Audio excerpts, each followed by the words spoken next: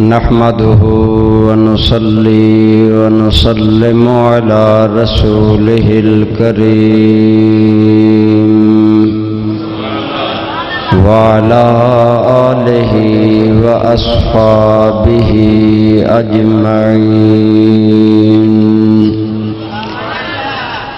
أما بعد فأعوذ بالله من الشيطان الرجيم. بسم الله الرحمن الرحيم.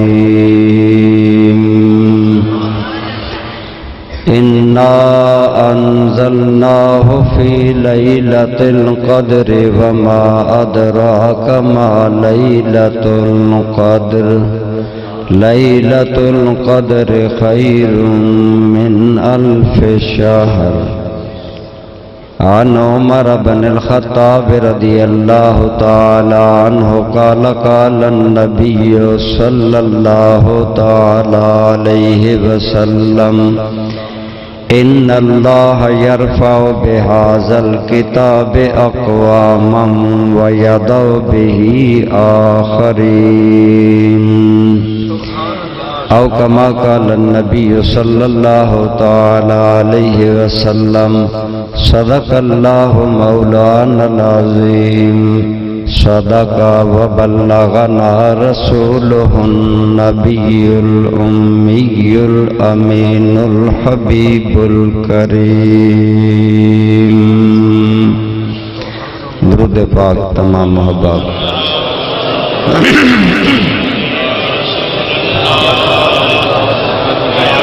الصلاة والسلام عليك يا سيدي يا رسول الله وعلى آلك.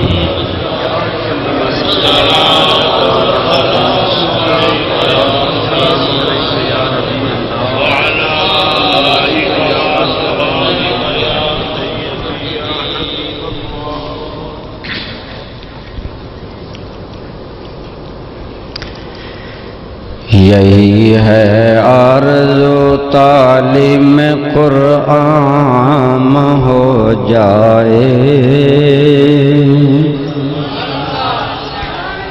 یہی ہے آرزو تعلیم قرآن ہو جائے. ہر ایک پرچم سے اونچا پرچم اسلام ہو جائے.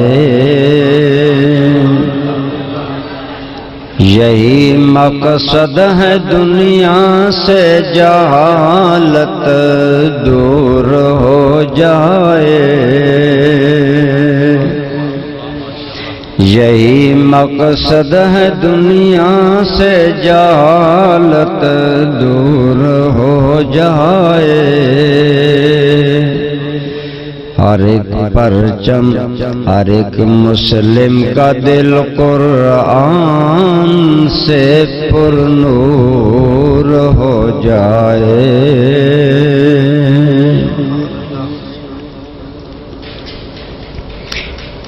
حمد و صلات کے بعد امیر محفل عزت مآب جناب حضرت علامہ مولانا پیر محمد اجمل طیبی صاحب دامت برکاتکم العالیہ. رونق محفل حضرت علامہ مولانا قاری سرفراز احمد کیلانی صاحب زیدہ شرفکم. حضرت علامہ مولانا قاری شہزاد احمد چشتی صاحب زیدہ مجدکم. دیگر قابل احترام حضرات علماء کرام، برادران اسلام، بزرگوں، دوستوں، عزیزوں، جیسا کہ آپ جانتے ہیں کہ آج کی یہ تقریب سعید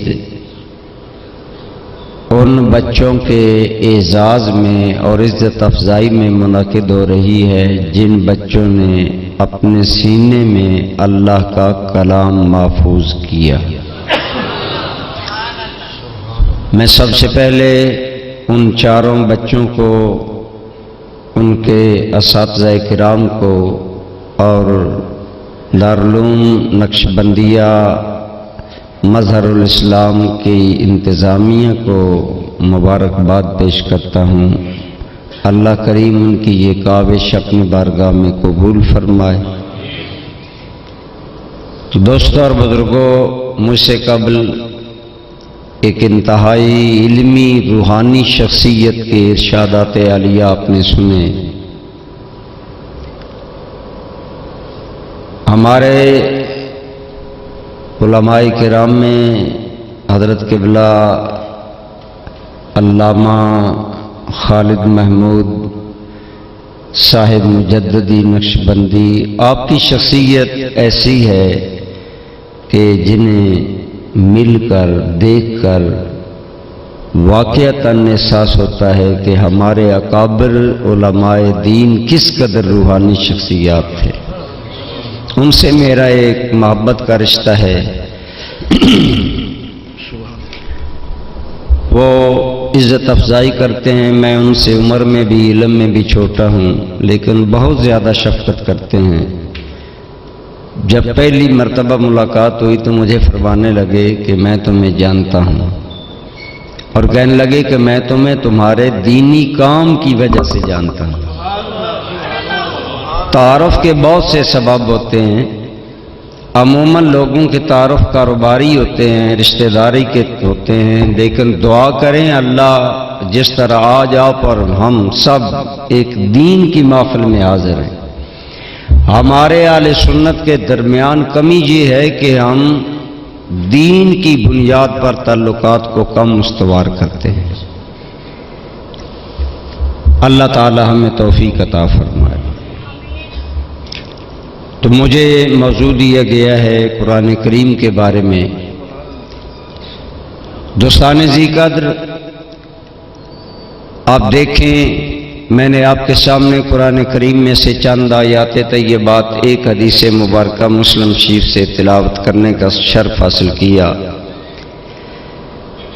دن اور راتیں، وقت اور لمحات، ساعات، سارے ان سب کا خالق اللہ ہے۔ کون ہے بولیے؟ آج جو رات ہم بسر کر رہے ہیں، اس رات کا بھی اور جو دن گزر گیا اور جو دن آئے گا، سارے اوقات کا خالق اللہ ہے۔ لیکن دوستو، اللہ کریم نے راتوں میں اور دنوں میں ایک ایسی رات بنائی ہے جس رات کو اللہ کریم نے بڑی قدر، بڑی منزلت، بڑی عظمت، بڑی شان اور برکت عطا فرمائی ہے۔ اس رات کا نام ہے لیلۃ القدر۔ کیا نام ہے ذرا بولیے؟ لیلۃ القدر۔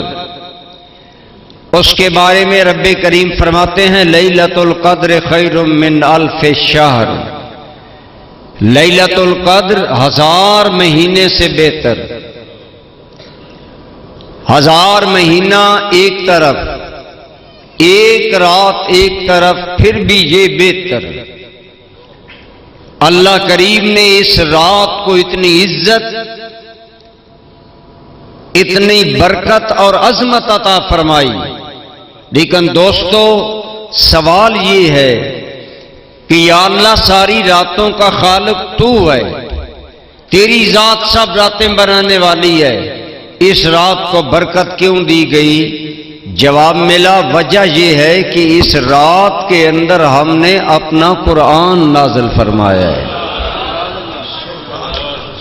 انا انزلناہ فی لیلۃ القدر، ہم نے اس قدر والی رات میں قرآن کو نازل کیا۔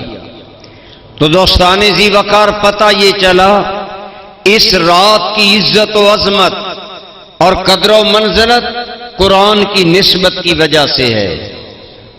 سال میں 12 مہینے ہیں، اور 12 مہینوں میں رمضان کا شان اپنا ہے۔ حدیث پاک میں آتا ہے اذا کانت اول لیلۃ من رمضان فتحت ابواب الجنہ وغلقت ابواب النار وصفدت الشیاطین۔ جو ہی اس کائنات کے افق پر رمضان کی پہلی رات کا چاند نظر آتا ہے، ارشاد ہوتا ہے جنت کے دروازے کھول دیے جاتے ہیں۔ وغلقت ابواب النار، جہنم کے دروازے بند کر دیے جاتے ہیں۔ وصفدت الشیاطین، اور سرکش شیطان قید کر دیے جاتے ہیں۔ یہ نمایاں شان رمضان کو کیوں ملی؟ سوال یہ ہے، راتیں ساری اللہ کی، لیکن لیلۃ القدر قدر والی رات ہے، منزلت والی، عزت و عظمت والی رات ہے قرآن کی نسبت سے۔ مہینے 12، لیکن 12 مہینوں میں رمضان المبارک کا مقام الگ ہے، شان الگ ہے، نمایاں ہے۔ وجہ کیا؟ فرمایا وجہ یہ ہے کہ شہر رمضان الذی انزل فیہ القرآن، رمضان کا مہینہ وہ ہے جس میں اللہ کریم نے، جس کے اندر قرآن نازل کیا گیا۔ گویا پتہ چلا جس رات کی نسبت قرآن سے ہو جائے وہ رات عزت والی، جس مہینے کی نسبت قرآن سے ہو جائے وہ مہینہ عزت والا۔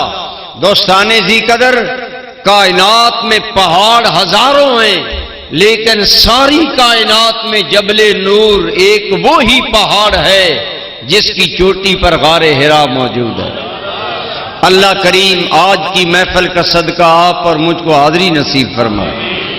جبل النور، وہ نور والا پہاڑ، آخر کیا وجہ؟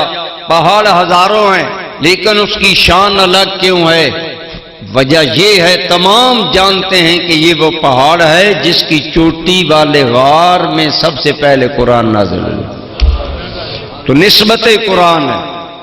اسی طرح غار اور بہت سے ہیں، لیکن غار ثور کا نام آتا ہے تو اہل محبت کے دل مچلنے لگتے ہیں۔ کیوں؟ وجہ یہ ہے کہ یہ وہ غار ہے جس کا ذکر قرآن میں ہے۔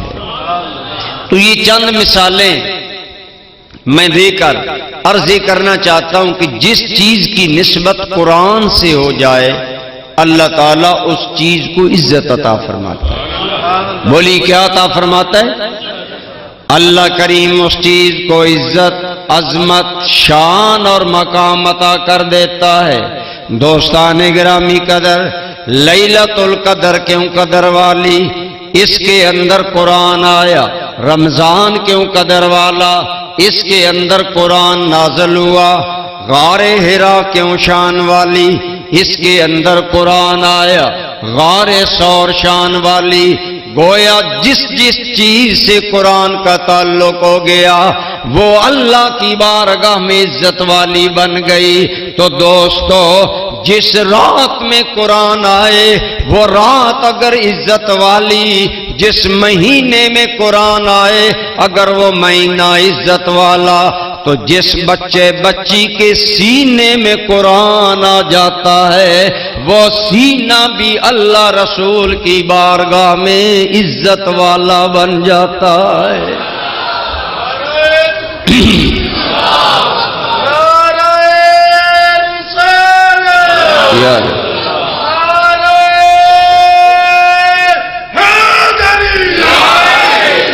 ماشاءاللہ، عرض کر رہا ہوں کہ جس چیز کی نسبت قرآن کریم سے ہو جاتی ہے اللہ اس چیز کو عزت، عظمت اور شان عطا کر دیتا ہے۔ تو وہ سینہ جس سینے کے اندر قرآن آتا ہے، آج عموماً ہماری نظر میں وہ سوٹڈ بوٹڈ بچے ریسپیکٹیبل ہوتے ہیں جو 3 پیسز میں ہوتے ہیں اور کسی ماڈرن سکول میں پڑھتے ہیں۔ لیکن دوستو، ہم کسی علم کی مخالفت نہیں کرتے، ہمارا تو ایمان ہے کائنات کے سارے علم خیرات ہیں قرآن اور صاحب قرآن کا۔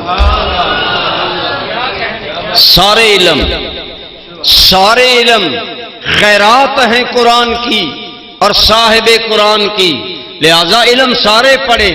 ہم یہ نہیں کہتے بچوں کو انگریزی نہ پڑھاؤ، بچوں کو سائنس نہ پڑھاؤ، بچوں کو ٹیکنالوجی نہ پڑھاؤ، بچوں کو فزیالوجی نہ پڑھاؤ، بچوں کو MCS نہ کرواؤ، جو چاہو کرواؤ، لیکن یہ بات یقین سے جان لو کہ خدا کی قسم جس سینے میں قرآن آ جاتا ہے وہ سینہ 2 جہاں میں شان والا بن جاتا ہے۔ اس سینے کے اندر جہاں قرآن اترتا ہے وہاں اللہ رب العالمین کی رحمتیں اترتی ہیں۔ اور یہ بچے جو قرآن پڑھتے ہیں انہیں حقیر نہ جانا کریں، یہ ہماری لاج ہے، یہ ہماری عزت ہے، یہ ہمارا شرف ہے، بلکہ یہ بہت بڑی ڈیوٹی دے رہے ہیں۔ تو بہرحال میں عرض کر رہا ہوں، اگر آپ اور میں بھی چاہتے ہیں کہ ہم عزت والے بن جائیں تو ہمیں بھی اپنی نسبت قرآن سے کرنی چاہیے، قرآن سے اپنا تعلق بحال کریں، قرآن سے رابطہ قائم کریں۔ دوستان ذی قدر، میں عرض کر رہا تھا کہ جس سینے میں قرآن آ جاتا ہے وہ انسان اور وہ سینہ اللہ کی بارگاہ میں عزت والا بن جاتا ہے۔ آپ کے اور میرے کریم آقا کا ارشاد گرامی ہے، ایک مثال سے میں سمجھاؤں۔ آج اگر ہماری کوئی سیلیبریشن ہو، تقریب ہو، ہم اس تقریب میں جب مہمان آتے ہیں تو راستے میں چونے لگاتے ہیں، کہیں راستوں میں مہمانوں کے راستوں میں کلیاں بچھائی جاتی ہیں، کہیں مہمانوں کے راستے میں قالین بچھائے جاتے ہیں۔ پھر جتنے وی آئی پی مہمان ہوتے ہیں اس شان کے قالین بھی اعلیٰ سے اعلیٰ ڈالے جاتے ہیں، یا میزبان جتنا شان والا ہوتا ہے اتنا وہ بیٹے کی شادی میں آنے والوں کے قدموں میں بہترین قالین بچھاتا ہے۔ لیکن اللہ کی قسم، تیرے اور میرے مہمان آئیں، ہم مہمانوں کے قدموں میں چونے لگائیں گے، کلیاں بچھائیں گے، پھول کی پتیاں بچھائیں گے یا قیمتی قالین بچھائیں گے، لیکن میرے اور تیرے کریم آقا نے فرمایا ان الملائکۃ لتضع اجنحتہا تحت قدمہ رضا لطالب العلم۔ جو آدمی قرآن کا طالب علم بن کر، دین کا طالب علم بن کر اپنے گھر سے نکلتا ہے، اللہ کریم نوری ملائکہ کو حکم دیتے ہیں، اے ملائکہ جاؤ اس جانے والے کے قدموں میں اپنے نوری پر بچھا دو، اپنے یا رسول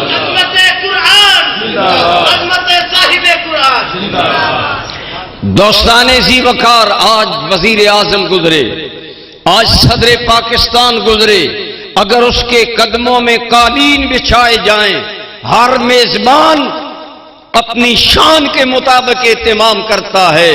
ارے رب کائنات سے بڑا کون کریم ہے، اس کا قرآن پڑھنے والے طالب علم کا یہ مقام ہے کہ رب نوری ملائکہ کو کہتا ہے اس کے قدموں میں اپنے پر بچھا دو۔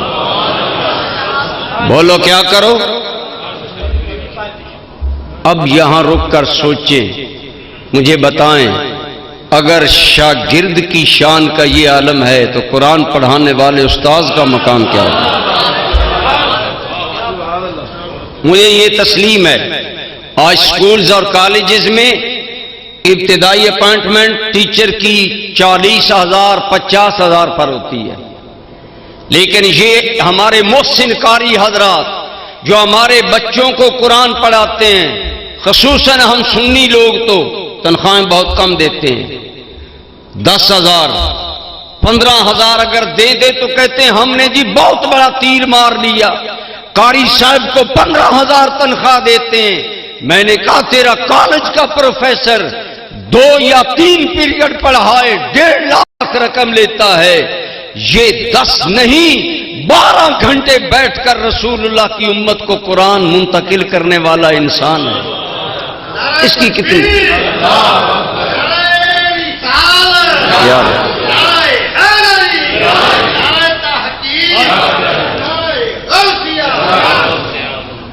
الحمدللہ میرے ہاں بھی مدرسہ ہے، دارالعلوم ہے ہمارا بھی، صبح آج کل نماز 5:45 بجے کے قریب ہو رہی ہے اور قاری صاحبان 4:30 بجے جاگتے ہیں، فجر تک پڑھاتے ہیں، پھر فجر پڑھا کر ناشتہ نکال کر 11 بجے تک کلاس، پھر ظہر سے عصر تک کلاس، پھر رات 9 بجے تک کلاس، تھوڑے سے وقفے کے ساتھ ٹائمنگ لگائیں، کتنا بڑا ٹائم دے رہے ہیں۔ اللہ کی قسم اگر ان کے پیش نظر خدا کی رضا ہو تو میں کہوں گا قاریو اپنی تنخواہوں کے کم ہونے پر فکر مند نہ رہا کرو۔ میرے کریم نے فرمایا الماہر بالقرآن مع سفرۃ الکرام البررہ، جب قیامت کا دن آئے گا قرآن کے ماہر انسان کو رب العالمین تقدیریں لکھنے والے ملائکہ کے برابر مقام عطا فرمائے۔ نعرہ تکبیر، نعرہ رسالت، نعرہ رسالت، نعرہ تحقیق، نعرہ حیدری، دین و ملت کی ضیاء، پیر محمد کرم شاہ، دین و ملت کی ضیاء، پیر محمد کرم شاہ۔ میں عرض ہی کر رہا ہوں کہ آج ہم کیا قدر کر رہے ہیں قرآن کی؟ آج ہم قرآن کی عزت نہیں کر رہے جس طرح کرنے کا حق ہے۔ امام اعظم رحمت اللہ تعالی علیہ کے بیٹے نے سورہ فاتحہ مکمل کی، آپ نے اپنے بیٹے کے استاذ کو 50,000 درہم عطیہ پیش کیا۔ اس نے کہا حضور میں نے صرف سورہ فاتحہ پڑھائی ہے اور آپ نے مجھے اتنا بڑا عطیہ دیا ہے۔ امام اعظم نے اپنا بیٹا اٹھا لیا، پھر نہیں بھیجا اس کے پاس۔ کہنے لگا حضور آپ نے بیٹا پھر نہیں بھیجا؟ فرمایا تو کہہ رہا تھا میں نے صرف سورہ فاتحہ پڑھائی ہے اور 50,000 کے عطیے کو تو نے سورہ فاتحہ کے مقابلے میں بڑا جاننا، تو میں قرآن کی قدر نہیں ہے۔ اور جس استاذ کے دل میں قرآن کی قدر نہ ہو میں اس کے پاس بیٹا قرآن نہیں پڑھاؤں گا۔ ہمیں تو پتہ نہیں یہ کتنی بڑی دولت ہے قرآن۔ اللہ کی قسم یہ وہ کتاب عزت ہے، جب سینے میں اترتی ہے اللہ اس انسان کی عزتوں کو 4 چاند لگا دے۔ میں نے ابھی آپ کے سامنے حضرت عمر سے مروی ایک حدیث تلاوت کی۔ جناب فاروق اعظم فرماتے ہیں قال النبی صلی اللہ تعالی علیہ وآلہ وسلم ان اللہ یرفع بہذا الکتاب اقواما، اے لوگو یہی قرآن ہے جس کی برکت سے اللہ قوموں کو عزتیں عطا فرمائے گا۔ جب کوئی قوم اس قرآن کو پڑھے گی، سمجھے گی، عمل کرے گی، اللہ اس قوم کو عزت والا بنا دے گا۔ آج پاکستان کے پاس ایٹم بم ہے، ہم ایٹمی پاور ہیں، بھارت کی شرانگیزیوں سے ہمیں بے شک ایٹم بم کی پاور نے بچا لیا، لیکن دوسری طرف آپ نے کبھی سوچا ہم کتنے ذلیل ہیں، ہم کتنے رسوا ہو رہے ہیں کہ ہم بھیک مانگتے ہیں۔ ہمارے وزیر اعظم اور ہمارے بڑے لوگ بیرون ملک جاتے ہیں، ان کی کوئی عزت و توقیر نہیں ہوتی۔ آج کیوں ساری دنیا پاکستان کے خلاف ہے؟ اس کی وجہ یہ ہے کہ ہم نے زبانی قرآن ماننا، دل سے قرآن نہیں ماننا۔ جب کوئی قوم دل سے قرآن کو مانتی ہے اللہ انہیں دنیا میں بھی عزتیں عطا فرمائے، دنیا میں بھی عزتیں عطا فرمائے۔ حضرت فاروق اعظم رضی اللہ تعالی عنہ آپ کے دور میں شاید آپ کو علم ہو 2 سپر پاورز تھیں، روم اور ایران۔ دونوں پاوروں کو حضرت عمر نے ٹکڑے ٹکڑے کیا، توڑا اور اسلام کا پرچم سر بلند کیا۔ ایرانی فوج کا ایک کمانڈر تھا جس کا نام تھا ہرمزان، اس نے بڑا مسلمانوں کو نقصان پہنچایا۔ حضرت عمر نے فرمایا ہرمزان کو زندہ گرفتار کر کے میرے پاس لانا، ہم اسے سزا دیں گے۔ یہ بڑا چالاک آدمی تھا، زندہ گرفتار ہو گیا، حضرت عمر کی خدمت میں پیش کیا گیا۔ ایرانی فوج کا کمانڈر ہرمزان گرفتار ہو کر آیا، پیش کیا گیا۔ وہ کہنے لگا جو بات ہوئی وہ لمبی ہے، اس سے ایک میں اپنے موضوع کے مطابق بات کرتا ہوں۔ اس نے کہا عمر میرا ایک سوال ہے۔ آپ نے فرمایا بتاؤ کیا سوال ہے؟ کہنے لگا عمر چند سال قبل تیری قوم جاہل تھی، تم لوگ بدو تھے، تمہارا زندگی کا طریقہ یہ تھا کہ جہاں پانی نظر آیا، جہاں سبزہ نظر آیا وہیں اونٹ بٹھا لیے اور زندگی گزارنے لگا۔ تم غیر منظم قوم، تم جاہل قوم، تم بدو قوم تھے، تمہیں کوئی رعایا بنانے کے لیے تیار نہیں تھا۔ عمر میرا سوال یہ ہے آج کیا وجہ ہے جدھر تیری فوجیں منہ کرتی ہیں ملکوں کے دروازے کھل جاتے ہیں؟ اے عمر آج کیا وجہ ہے جدھر تیری فوجیں جاتی ہیں فتح ان کے قدم چومتی ہے، ہر جگہ تیرا نام بلند ہے۔ اے عمر آج حال یہ ہے کہ تیرا نام جلال سن کر ہمارے بادشاہوں پر لرزہ طاری ہو جاتا ہے۔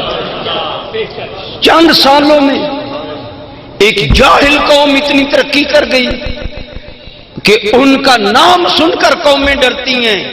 ایران جب فتح ہوا نا تو مدائن دریا کے کنارے پر تھا، دریا درمیان میں آ گیا، ایرانی مطمئن ہو گئے کہ اب ہمیں یہ مسلمان نقصان نہیں پہنچائیں گے، لیکن حضرت سعد ابن ابی وقاص دریا کے کنارے پر گھوڑا لے گئے اور وہاں کھڑے ہو کر کہا یا اللہ ہم نکلے ہیں تیرے نام کے لیے، ہم تو جیتے ہیں کہ دنیا میں تیرا نام رہے،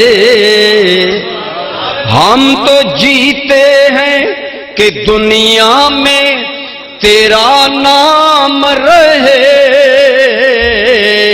کہیں یہ ممکن ہے کہ ساقی نہ رہے جام رہے۔ یا رب العالمین ہم تیرے نام نامی کے لیے نکلے، ہم تیرے محبوب کے نام نامی کے لیے نکلے، ہم اسلام کی سربلندی کے لیے نکلے، مولا دریا راستے میں رکاوٹ بن گیا ہے، اے مالک ہم باپ کے نام کے لیے نہیں نکلے، ہم رب ذوالجلال کے لیے نکلے، اتنا کہا اور بسم اللہ فرما کر گھوڑا دریا میں اتار دیا۔ بیٹھ سکتے آپ صرف میری بات سنیں، باقی جو لکھا ہے وہ مل جاتا ہے، بھیک مانگنے سے کچھ نہیں ملتا، اللہ عزت سے دے تو پھر بھیک کی ضرورت تو نہیں ہوتی۔ میں عرض کیا کر رہا ہوں، حضرت سعد ابن ابی وقاص نے کہا یا اللہ ہم اللہ کی تیرے نام پر نکلے، یہ دریا ہمارا راستہ روک رہا ہے، مالک اسے حکم دے کہ یہ ہمیں راستہ دے، ہم تیرے نبی کا پرچم کس طرح پر بلند کرنا چاہتے ہیں۔ یہ کہہ کر گھوڑا دریا میں ڈال دیا، آپ کے سپاہیوں نے بھی گھوڑا ڈال دیا، مدائن میں ایرانی دیکھ رہے تھے، پکارے دیو آمدن دیو آمدن، لوگوں یہ انسان نہیں یہ دیو ہیں جو دریا کو عبور کر کے آ رہے ہیں۔ ہرمزان نے سوال کیا اے عمر چند سال قبل تیری قوم بڑی جاہل، اجڑ، غیر منظم، غیر متمدن، بدو اور ایسی قوم تھی جسے کوئی رعایا بنانے کے لیے تیار نہیں تھا، آج تو اور تیری قوم ہے کہ تمہارا عزت والا نام دنیا میں لیا جا رہا ہے۔ عمر کیا وجہ ہے؟ حضرت عمر نے کیا جواب دیا سنیے، آپ نے فرمایا اے ہرمزان تو ٹھیک کہتا ہے، ہم جاہل قوم تھے، اللہ کو رحم آیا، اللہ نے ہمارے اندر اپنا محبوب رسول بھیج دیا۔ نعرہ تکبیر، نعرہ رسالت، نعرہ حیدری، نعرہ تحقیق، نعرہ غوثیہ۔ لقد من اللہ علینا ببعث نبیہ فینا۔ ہم سنی لوگ ربیع الاول میں تو ایک شعر پڑھتے ہیں، لیکن حضرت عمر نے اسی شعر کی ترجمانی کی، فرمایا اللہ نے پہلا احسان ہم پر یہ کیا، ہمارے اندر اپنا محبوب کریم بھیج دیا۔ وہی بات جو آپ بھی کہتے ہیں کہ فضل رب العلا اور کیا چاہیے مل گئے مصطفیٰ۔ لیکن میں عموماً کہتا ہوں کہ ہم سنی صرف شعروں میں مست رہتے ہیں، نہ مفہوم سمجھتے ہیں نہ عمل کرتے ہیں۔ اگلی بات حضرت عمر کی سنیں، آپ نے فرمایا اے ہرمزان اللہ نے ہم پر رحم کیا، ہم پر مہربانی کی کہ اپنا نبی ہمارے اندر بھیجا، اور نبی کریم نے مہربانی کی، رسول رحمت نے ہمیں جاتے جاتے ایک کتاب دی جسے ہمارا منشور زندگی قرار دیا، نصاب زندگی قرار دیا، ہماری زندگی کا اسے قانون بنایا۔ اے ہرمزان ہمارے نبی نے ہمیں بتایا تھا لوگو اگر تم قرآن کو سینے سے لگا لوگے اللہ تمہیں اقوام عالم میں عزتیں عطا فرما دے گا۔ بس بہت شکریہ، جزاکم اللہ، بیٹھ۔ اب آپ کی توجہ بھی ادھر ہوگی، میری بھی ہوگی، اصل تو بات تقریر ہے، تقریر کی رہتا ہوں۔ آپ نے فرمایا حضور نے ہمیں کتاب دی قرآن، اور ہمیں حضور خوشخبری دے کر گئے. کیا خوشخبری؟ ان اللہ یرفع بہذا الکتاب اقواما، بے شک اللہ اسی قرآن کے صدقے قوموں کو عزت عطا فرمائے گا. وَيَدَعُ بِهِ آخَرِينَ، اور بعض قومیں جو قرآن کو چھوڑ دیں گی انہیں رب ذلیل کر دے گا. حضرت عمر نے ہر رمضان کے سامنے یہی بات کی کہ ہمیں اللہ نے جو عزتیں عطا فرمائیں وہ کیوں؟ قرآن کے صدقے. وہی ترجمانی اقبال نے کی، وہ زمانے میں معزز تھے مسلمان ہو کر، اور ہم خوار ہوئے تارک قرآن ہو کر. میرے کریم نے فرمایا اے لوگ اگر قرآن دل میں بسا لوگی اللہ تمہیں عزتیں عطا فرمائے گا، اللہ تمہیں شان عطا فرمائے گا. آج کتنا ہمیں قرآن آتا ہے؟ ہم بہت بڑے بڑے جلسے قرآن کے نام پر کرتے ہیں، سیمینارز کرتے ہیں، بڑی بڑی تقریبات کرتے ہیں، بڑے بڑے دعوتیں کرتے ہیں بچہ حافظ بن جائے، لیکن پریکٹیکلی ہمیں کتنا قرآن آتا ہے؟ ایک مثال میں عرض کرتا ہوں. آج موبائل کا دور ہے. آپ کے موبائل پر کوئی میسج آ جائے، اگر آپ کو سمجھ نہ آئے، آپ کسی ماڈرن بچے کو پکڑ کر کہتے ہیں بیٹا یہ ذرا میسج مجھے پڑھ کر سنائے نا. کیا جب تک آپ کے یار کا میسج آپ کو سمجھ نہ آ جائے، ایمان بتائیں آپ کو سکون آتا ہے؟ آپ کو چین آتا ہے؟ آپ چین سے بیٹھتے ہیں؟ جب تک اپنے دوست کے میسج کو سمجھ نہ لے آپ کو سکون نہیں آتا. حیرت ہے اور تحفہ ہے ہم مسلمانوں پر. 1450 سال سے تیرے مالک، تیرے خالق اور تیرے رب کا میسج تیرے نام قرآن آیا. ایمان سے بتاؤ کیا ہمیں آتا ہے قرآن؟ سوچیں. یہ میں آپ کے دل کے دروازے پر دستک دینا چاہتا ہوں. ہمیں قرآن آتا ہے؟ قرآن کا ترجمہ آتا ہے؟ بڑی معذرت کے ساتھ عوام تو عوام رہی، بہت سی علماء کہلانے والوں کو قرآن کا ترجمہ نہیں آتا. قرآن پر کوئی غور نہیں. چند وہ آیات جن کا تعلق نماز سے یا جمعہ سے ہمیں آتی ہیں، آگے پیچھے کوئی نہیں. میرا سوال ہے قرآن تو قرآن درکنار رہا، 5 ٹائم ہم نماز پڑھتے ہیں، بتائیں جو کچھ نماز میں رب سے ہم باتیں کرتے ہیں ہمیں ایمان آتا ہے؟ اگر تو آتا ہے تو الحمدللہ. دین کی طرف میلان ہو رہا ہے لوگوں کا، لوگ آ رہے ہیں، ینگ جنریشن دین کی طرف آ رہی ہے الحمدللہ. انہی باتوں کو میں نے دوستوں تک پہنچانے کے لیے تحریک حی علی الفلاح کے نام پر ایک نوجوانوں کا پلیٹ فارم قائم کیا ہے، جس میں ذاتی طور پر ٹائم دے کر لوگوں کو ابتدائی دین کی تعلیم دیتا ہوں. آج ہم بڑی بڑی تقریریں سنتے ہیں، اسکالرز سنتے ہیں، بڑے ہمارا سننے کا امیج اور مقام بہت بلند ہے. جی میں تو فلاں صاحب کو سنوں گا. بھئی بات یہ ہے اپنے دل سے پوچھ کر بتا، اپنے مالک سے 5 ٹائم جو گفتگو کرتا ہے اس کا ترجمہ آتا ہے؟ ہمارے شہر پنڈادن خان میں ایک بارات آئی.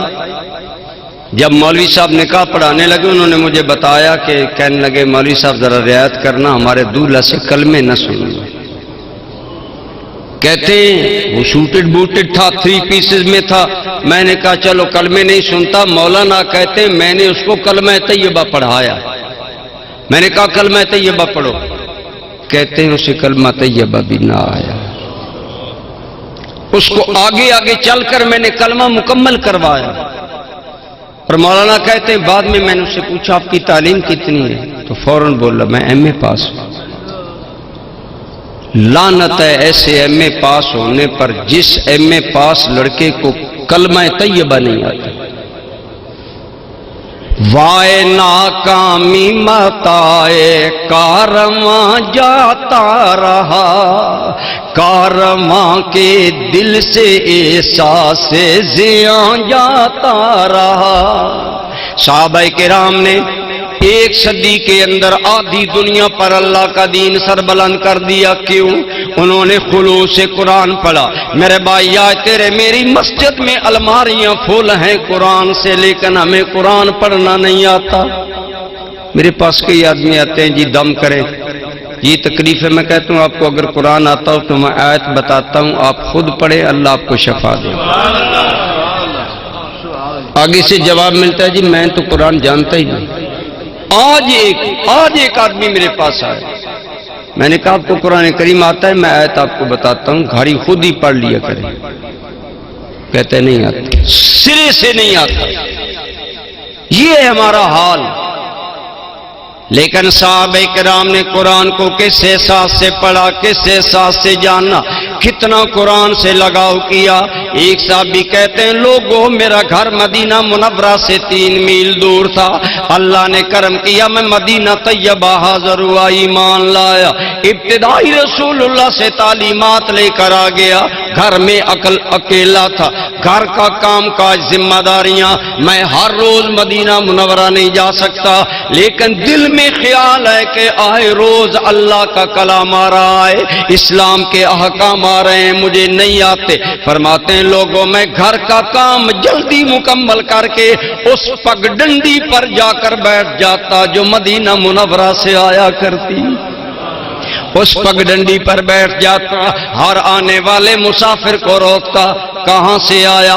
اگر کہتا میں مدینہ منورہ سے آیا ہوں بھی مسلمان، میں سوال کرتا اگر کوئی قرآن کی نئی آیت ہے تو مجھے بتاؤ. بتاتا کہ قرآن کی نئی آیتیں آئی ہیں، میں سیکھ کر آ رہا ہوں. وہ صحابی کہتا ہے لوگوں میں اس آدمی کو کہتا کہ تم سواری باندھو، تیری سواری کو چارہ بھی ڈالوں گا، پانی بھی پلاؤں گا، اس کے بدلے مجھے وہ آیتیں پڑھا دو جو رسول اللہ نے تمہیں پڑھائیں. فرماتے ہیں ایسا بھی ہوا، آنے والے کہنے لگے ہم آئے بھی مدینہ سے ہیں، نئی آیتیں بھی ہیں لیکن ٹائم نہیں تمہیں رک کر ہم یاد کروائیں. وہ صحابی کہتا ہے لوگوں وہ سواری پر سوار ہوتے، وہ چلتے جاتے، میں ساتھ ساتھ دوڑتا بھی جاتا، قرآن بھی یاد کرتا جاتا. یہ تھا دین سیکھنے کا احساس. آج کیا ہمیں دین پتہ ہے؟ ہم کتنے لوگ یہاں بیٹھے ہیں اگر صحیح طور پر نماز اور دعائیں سنی جائیں تو ہمیں نہیں آتی. آپ نے اشر دیکھ لیا، M P A M N A کی درخواستوں پر اگر دعائے قنوت سنی جاتی ہے تو ہمارے ایم پی اے امیدوار کو نہیں آتی، دعائے جنازہ نہیں آتی. یہ ہے ہماری مسلمانی. میرے بھائی آئیے اگر چاہتے ہیں اللہ عزتیں دو جہان میں دے تو قرآن کو دل میں بسائیں، قرآن پڑھیں. حضرت عمر نے ایک عجیب دور تھا کہ امیر المومنین بادشاہ وقت خود جماعت کرواتا تھا. حضرت صدیق اکبر خود جماعت کرواتے تھے، حضرت فاروق اعظم خود جماعت کرواتے تھے، حضرت عثمان غنی، مولا علی، سب. اگر وزیر اعظم جماعت کروائے تو کیا وزیر نماز نہیں پڑھیں گے؟ بولے. اگر علاقے کا ناظم جماعت کروائے تو کیا کونسلر نماز نہیں پڑھیں گے؟ لیکن آج ہم نے ان عظیم سعادتوں کو غریبوں کے پلے ڈال دیا، دین کمزور ہو گیا. حضرت عمر نے فجر کی نماز پڑھائی، آپ نے سلام پھیرا تو ایک اجنبی آدمی نظر آیا. پوچھا بابا جی کہاں سے آئے؟ فرمایا میں شام سے آیا. کیوں آئے؟ کوئی کام ہے؟ حضرت عمر سمجھے کوئی حکومت کا کام ہوگا، کوئی شکایت ہوگی فلاں نے میرا حق مارا ہے. یا وہ بوڑھا آدمی کہنے لگا امیر المومنین ما جئت لحاجت من حوائج الدنیا، میں کسی دنیاوی حاجت کے لیے نہیں آیا، میں تو ایک دینی ضرورت لے کر شام سے آیا. بولیے کہاں سے؟ بولے. آپ آج جلسہ سننے کے لیے 2-4 میل سے آئے ہوں گے نا، شام سے. کہنے لگا امیر المومنین 1 ماہ ہوا میں گھر سے نکلا، اس بڑھاپے میں یہ سفر کی صعوبتیں مشقتیں اٹھائیں، رات دن سفر میں گزارا اور مشکلات کے بعد مدینہ پہنچا. کوئی میرا دنیاوی کام نہیں، میں تو ایک دینی کام کے لیے آیا. حضرت عمر نے فرمایا کیا ہے دینی کام؟ دل تھام کر سنیے. وہ بوڑھا بابا کہنے لگا عمر ہم نئے مسلمان ہوئے، ہمیں لوگ نماز سکھا رہے ہیں، میرے دل میں خیال آیا عام لوگوں سے میں نماز کیوں سیکھوں؟ میں چلوں ان صحابہ سے سیکھوں جن صحابہ نے خود رسول اللہ سے نماز سیکھی ہے۔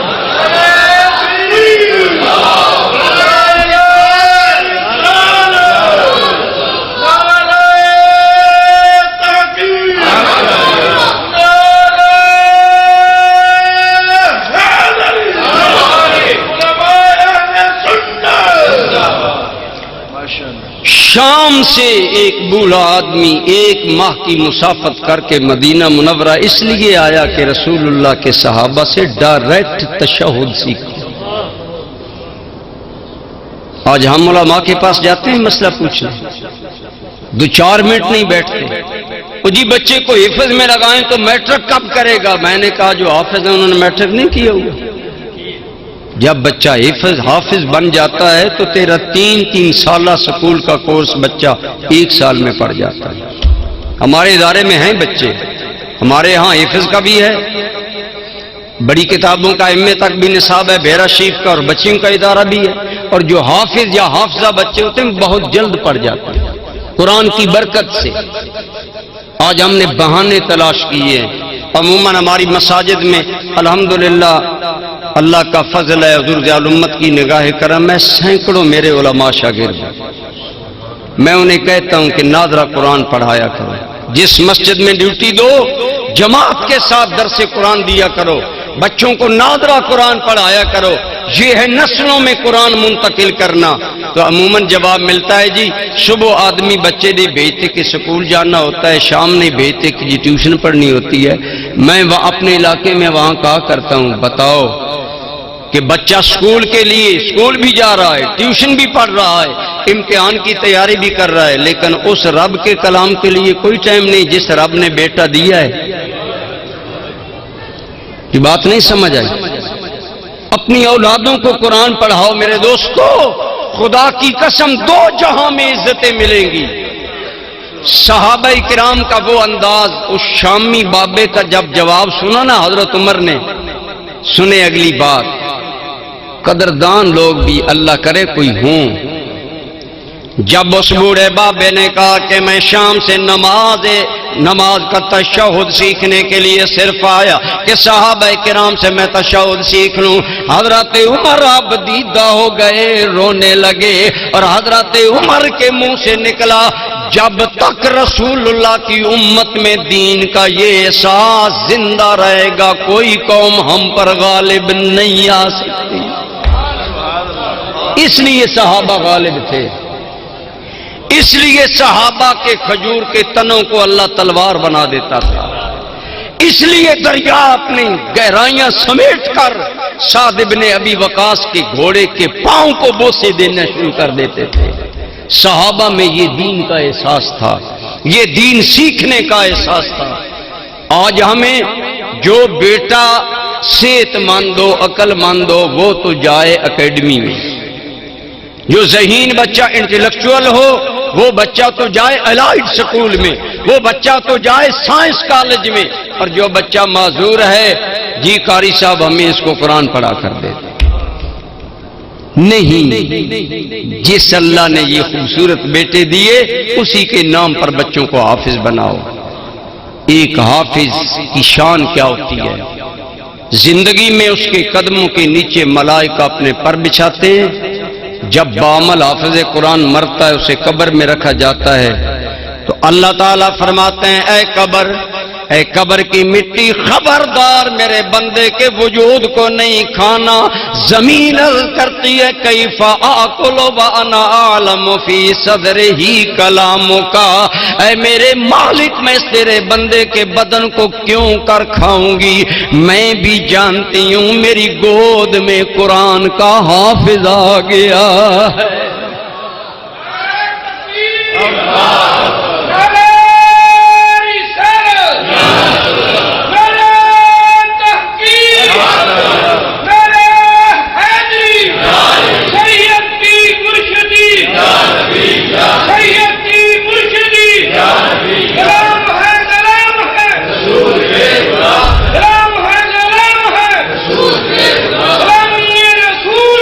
موت بھی ہے کیا ہو رہا ہے اس کے مصطفیٰ جزاک مصطفیٰ زندہ باد۔ دوستو، قرآن پڑھنے والا، سینے کو قرآن سے منور کرنے والا، لیکن ایک بات یاد رکھیں، نبی چاہتے ہیں میرا ہر امتی بخشا جائے، تو کیا محبت اور عشق کا تقاضا نہیں کہ ہم یاد کریں کہ ہمارے آقا راضی ہو جائے؟ سورہ ملک ہمیں یاد نہیں کرنی چاہیے؟ الحمدللہ تعدیث نعمت کے لیے میں نے جس دن پہلے دن زندگی میں یہ حدیث پڑھی، میں نے سورہ ملک یاد کر کے دم لیا کہ اگر حضور فرماتے ہیں میں چاہتا ہوں میری امتی کو سورہ ملک یاد ہو تو ہمیں یاد کرنی چاہیے۔ اور کوئی بڑی صورت نہیں ہے، آج کے جلسے کا یہ انعام لے جاؤ، صرف 2 رکوع ہے، 30 آیتیں ہیں، ایک آیت بھی روزانہ یاد کرو تو ایک دن میں سورہ ملک یاد ہو جائے گی، اور رسول اللہ کے ارشاد کے مطابق عزت قبر میں بھی دلائے گی، حشر میں بھی دلائے گی۔ اب کوئی مشکل نہیں ہے۔ اگر میں وہ بھی عالم نہیں ہوں کہوں کہ ہاتھ کھڑے کرو یاد کریں گے، میرا کام تو صرف تیرے بند دل کے دروازے پر دستک دینا ہے، احساس ادراک تیرا کام ہے۔ تو میں عرض کر رہا تھا کہ قرآن عزت ہے، کتاب بھی عزت ہے، یہ عزت دلاتا ہے۔ حضرت عمر نے فرمایا ہمیں قرآن نے عزت دلائی ہے، ہم نے قرآن پر عمل کیا۔ حضرت عمر اتنا قرآن پر عمل کرتے تھے کہ ایک دن ایک فیصلہ کرنے لگے تو ایک بوڑھی عورت نے کھڑا ہو کر قرآن کی آیت پڑھی، حضرت عمر نے فوراً فیصلہ روک لیا۔ 24 لاکھ مربع میل کا امام جاہ جلال وہیں رک گیا، کہنے لگا رحمک اللہ یا امت اللہ، او اللہ کی بندی، اللہ تم پر رحم کرے، تم نے عمر کو قرآن کی مخالفت سے بچا لیا۔ میری نظر اس آیت پر نہیں تھی، اگر تیری زبان پر قرآن کی آیت آ گئی ہے تو عمر کی گردن خم ہو گئی۔ یہ نہیں کہ پاکستان لیا بھی اسلام کے نام پر 70 سال ہو گئے، اسلام تو نظر نہیں آ رہا۔ اب آپ کہیں گے جی ہمارا کیا قصور ہے، قصور حکمرانوں کا ہے۔ میں نے کہا چلو وہاں حکمرانوں کا ہے، لیکن بتاؤ اس 5 فٹ کی حکومت پر قرآن نافذ کرنا تیری ذمہ داری ہے کہ نہیں؟ یہ جو تیرا بدن ہے، پھر تیرا گھر ہے، کیا اس میں قرآن نافذ کرنا تیری میری ذمہ داری نہیں؟ کہ ہم قرآن پڑھیں، ہماری اولادوں کو قرآن آتا ہو، ہمارے گھر میں صبح گانے کی آواز بلند ہونے کی بجائے رب کے قرآن کی آواز بلند، کیا ہے ایسا؟ اگر نہیں ہے برادران گرامی قدر تو آئیے اپنے لو دل کی لو قرآن سے لگائیے۔ اللہ کی قسم قرآن سے محبت کرنے والا، اپنانے والا آدمی کبھی ناکام۔ خود قرآن پڑھیں، ہم جذباتی قوم ہیں۔ پچھلے دنوں ایک بدبخت انگریز ہے ٹیری جونز، اس نے قرآن کریم کو آگ لگانے کی کوشش کی۔ اب ہم نے کیا کیا، دنیا بھر میں جلوس نکالے، نعرے لگائے، اپنے ہی ملک کی دکانیں جلائیں، ٹائر جلائے، نعرے لگا کر گھر چلے گئے۔ میرے پیر و مرشد فرمایا کرتے ہیں، جان نشین حضور ضیاء الامت حضرت قبلہ پیر محمد امین الاسنا شاہ صاحب ایک بہت بڑے آپ اجتماع سے خطاب کرتے ہوئے فرما رہے تھے کہ عجیب بات ہے، وہ ہمارا قرآن جلانا چاہتے ہیں، ہم اپنا ملک جلاتے ہیں، تم ایسا کام کرو ان کے دل جلے۔ پھر فرمانے لگے ان کا دل کیسے جلے گا، وہ ٹیری جونز قرآن جلانا چاہتا ہے، تم عہد کرو کہ اگر اللہ مجھے بیٹا دے گا تو میں بیٹے کو حافظ قرآن بناؤں گا۔ اگر تیرا بیٹا حافظ قرآن بن گیا، ٹیری جونز کا دل جل جائے گا، اس کے حواریوں کے دل جل جائیں گے۔ اگر اللہ بیٹی دے تم عہد کرو میں بیٹی کو عالمہ قرآن بناؤں گا، میری بیٹی قرآن کا ترجمہ سمجھتی ہوگی، قرآن کا مفہوم سمجھتی ہوگی، میں بچی کو قرآن کا علم دوں گا۔ جو کام کرنے والا ہے وہ ہم کرتے نہیں، آئیے یہ کام کریں، قرآن پڑھیں، اولادوں کو پڑھائیں، نسلوں کو پڑھائیں۔ حدیث نعمت کے لیے میں حافظ نہیں ہوں، ہمیں علماء کو قرآن پڑھنے کی بہت زیادہ ضرورت پیش آتی ہے، تقاریر میں مفہوم بیان کرنے میں۔ کچھ پارے میں نے دوران طالب علم یاد بھی کیے، لیکن میں نے عہد کیا کہ اگر اللہ نے مجھے بیٹا دیا تو میں حافظ بنوں گا۔ اللہ کریم نے مجھے 2 بیٹے دیے، میں نے دونوں کو حفظ کروایا۔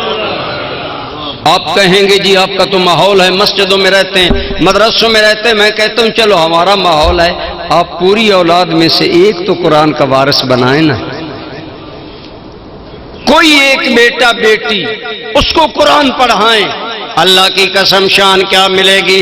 میں کہتا ہوں آج اگر تیرا بیٹا پولیس میں آئی جی لگ جائے، ڈی آئی جی لگ جائے یا کسی عہدے پر چلا جائے، باپ سینہ تان کر چلتا ہے، لوگ میرے پاس سفارشیں کرانے آئیں گے اور بڑے فخر سے باپ پھر اس کا سر بلند ہو جاتا ہے۔ لیکن میں کہتا ہوں اگر تیرا بیٹا ڈی آئی جی لگ جائے، آئی جی لگ جائے، دنیاوی افسر بن جائے، دنیا میں تمہیں بڑا مقام ملے گا کہ لوگ تم سے سفارشیں کروائیں گی، لیکن اپنے بیٹے کو حافظ قرآن بنا، بعمل حافظ قرآن بنا۔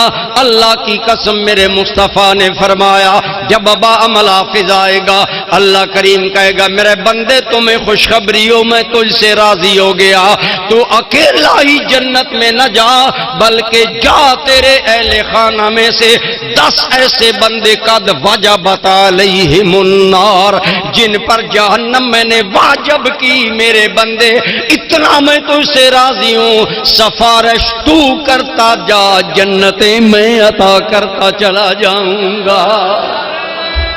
تکبیر، نعرہ رسالت، نعرہ تحقیق، نعرہ حیدری، عظمت قرآن، عظمت قرآن۔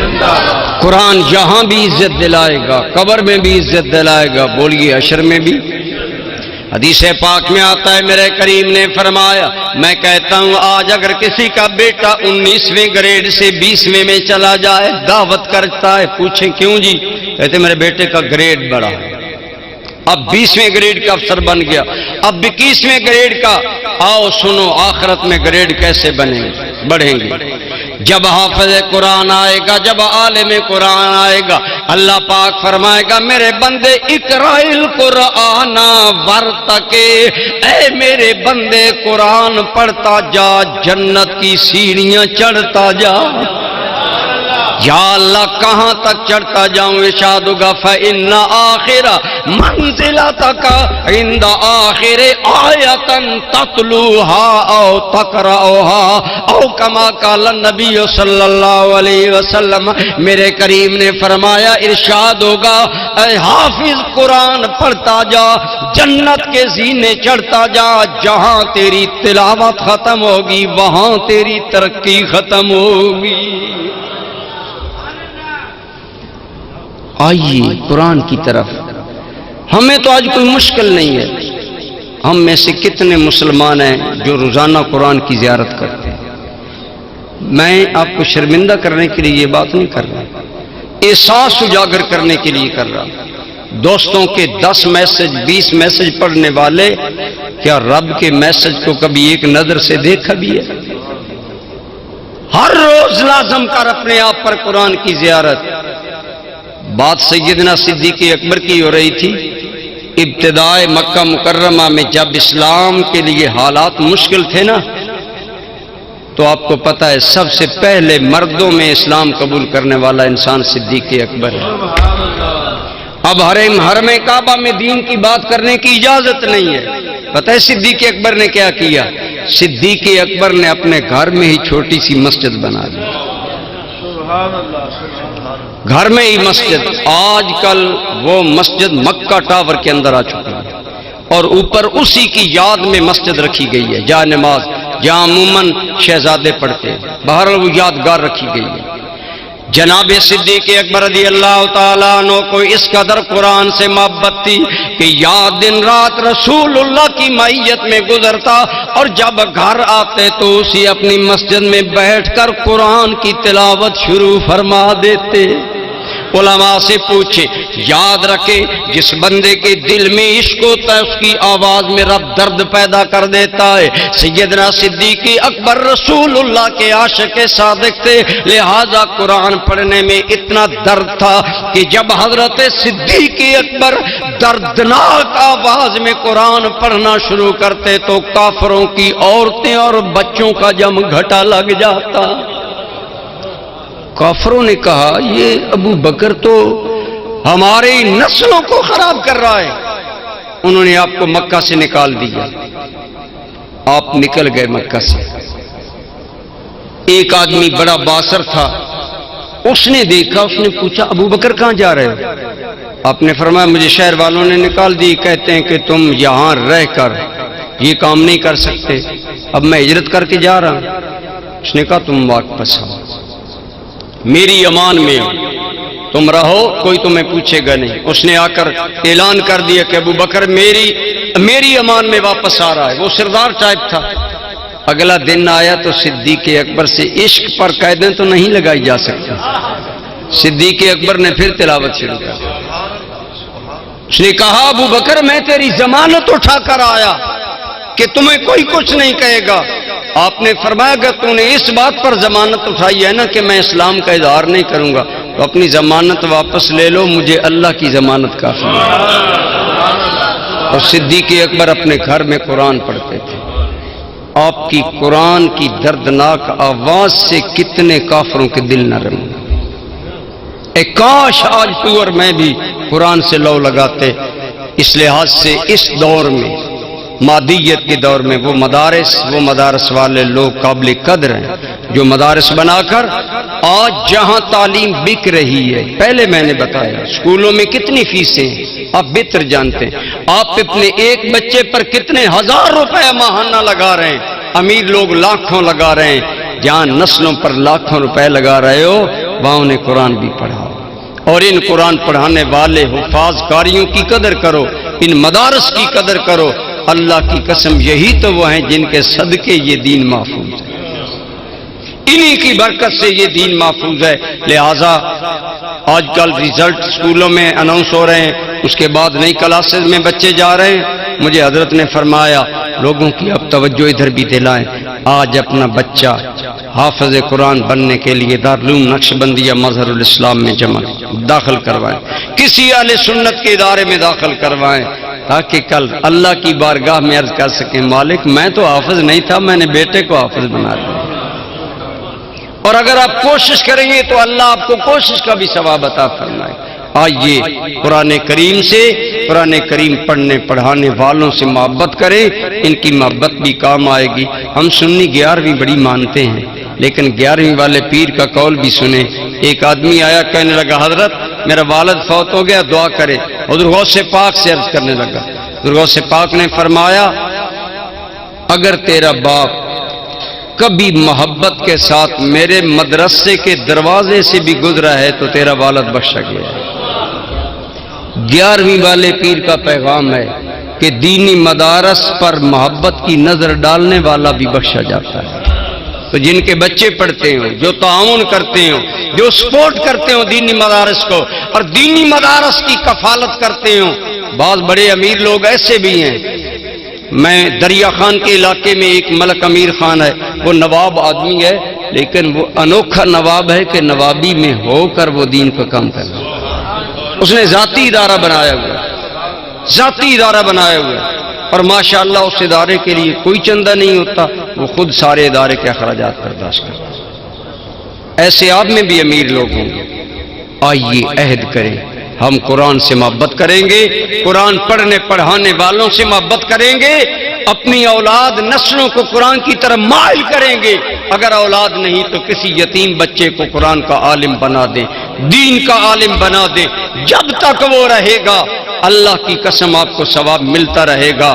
آئیے اس حال میں مریں کہ کل قیامت کے دن اللہ کی بارگاہ میں کہہ سکیں یا اللہ, بقول اقبال تمہارے علاقے کا شاعر ہے, بقول اقبال کہہ سکیں تیرے کعبہ کو جبینوں سے بسایا ہم نے, یا اللہ تیرے قرآن کو سینوں سے لگایا ہم نے. وما علیہ